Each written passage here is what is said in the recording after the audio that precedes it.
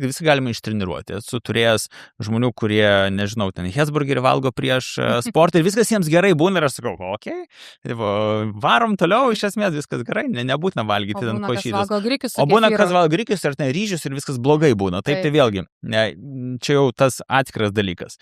Tai va, tai yra vėlgi ta pati praktika labai svarbi, taip pat, kuri šitoj vietoje irgi gros to pirmoji smuiku.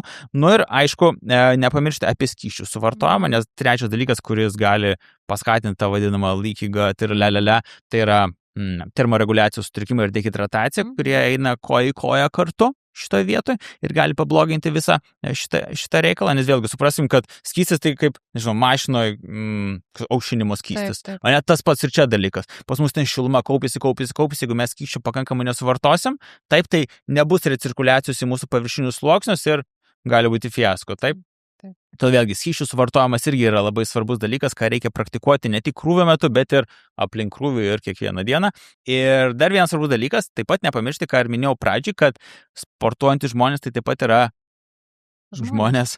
Ir tas pats dirgliosios žarnos sindromas jiems taip pat yra būdingas.